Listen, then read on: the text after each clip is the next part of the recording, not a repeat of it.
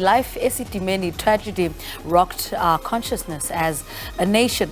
Playwriter Siyambonga Mdubeki has put together a play in which recounts the collective traumas of all the families who lost their lives in the height of this investigation. Isililo is a look into the state of the health institutions in South Africa, the life of a young boy whose dreams are deferred because of his father's deteriorating health. As the story unfolds, he has to choose between his career and a soccer star of caring for his father.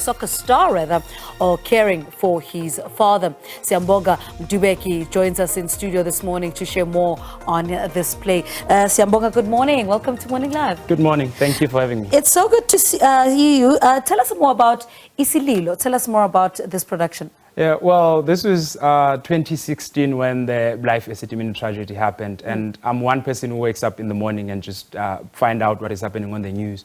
And this one morning I woke up to a headline that said at least 144 people died during the Life Esidimeni. So for me, I mean, obviously, in the English, it's a welcome term to use for journalists. But for me, the word at least was just bothering. So from then, I just decided to find out what really happened.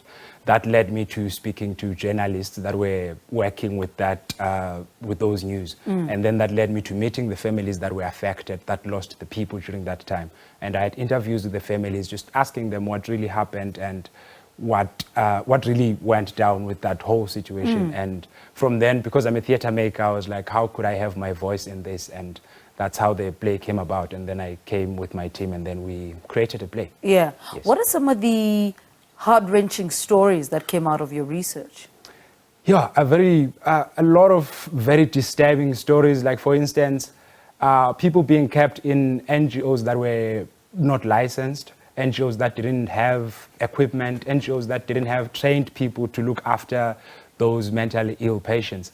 And so some people would be denied water because they didn't want them to wet themselves. They would be denied food so that they wouldn't change diapers. Because remember, these are people that had they were suffering from different things. And other people were even given wrong medication. And there were people who literally opened an NGO because they heard that there were going to be patients that were going to be moved from Life Esidimeni to NGOs. And so they didn't have the facilities. One would just clear their garage and have as many patients coming in because they wanted to get money from the government. And talk to us about then, after with all this information and deciding, I'm going to write a play about it, and how difficult was it to compress it together into a production? It was very difficult. I mean, because we're dealing with people, like more than 100 people's stories. And so as a theater maker, you also want to tell a story, one story, but making sure that everyone feels represented. But I think that's one beautiful thing that we did as the team under the direction of Ernest Baleni as well as Isililo, because we've managed to narrow the story and make it about this one person, but using all these elements that I got from the interviews to make sure that at least if you're watching the story, so it's a story about love, it's a story about grief, it's a story about dreams. So when you're watching the story, it's a story that you relate to, but at the same time, you realize just how this person got affected by this whole big thing that happened. Also, speak to us about your cast and what was the thought process behind casting these people?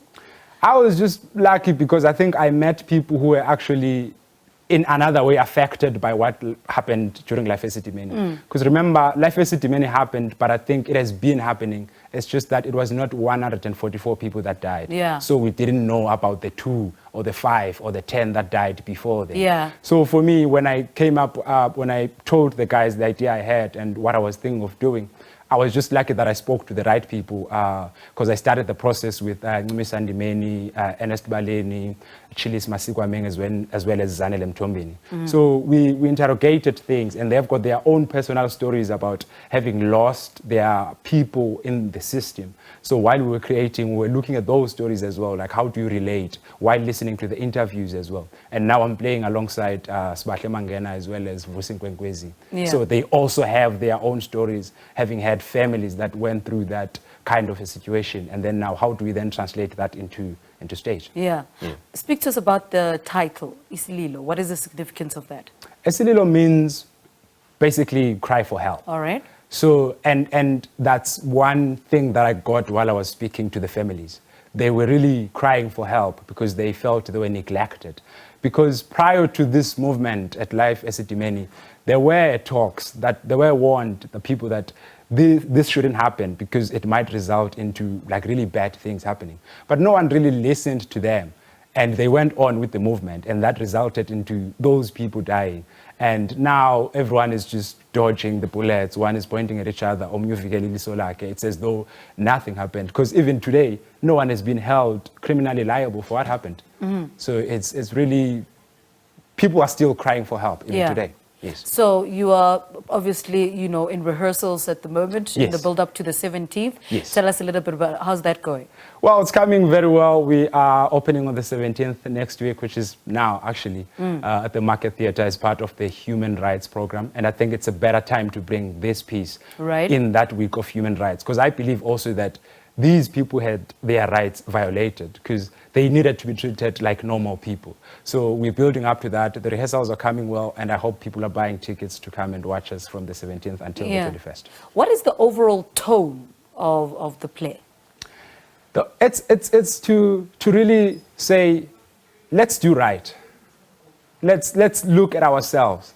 Because theater mirrors the society. Yes. So basically what we want people to actually take out from this place to say, look at what we're going through. Let's really, because I know this has been a headline and it died. I don't want it to be one of those stories that go to die. Yeah. So for me, the voice that I have, I'm hoping that it can go as far as making at least a movement and making people being aware that this thing has not been solved yet, and hopefully that the families get the justice that they deserve. Yeah. All right, so give us details. You're opening on the 17th. How long are you running for at the moment? We are running from the 17th until the 21st of March. But public can buy tickets from the 17th until the 19th, because the 20th and the 21st is open only for schools. Because we believe that schools, it's a good thing to have people who are young coming to experience this kind of work, because I think the voice in the play is very important. So let's not only open it to adults only. So we're only opening it to kids as well to experience this, so that they know what we're going through and also be aware of things that we are going through. All right. Siyambonga, thank you so much for talking to us. Good luck with the production. Siyambonga Mdubeki, writer. Thank you. Of a play called Isililo, which is about the Life Esidimeni tragedy. The play will be staged at the Market Theatre as part of the Human Rights Program from the 17th, the 18th of March, the 19th and the 21st.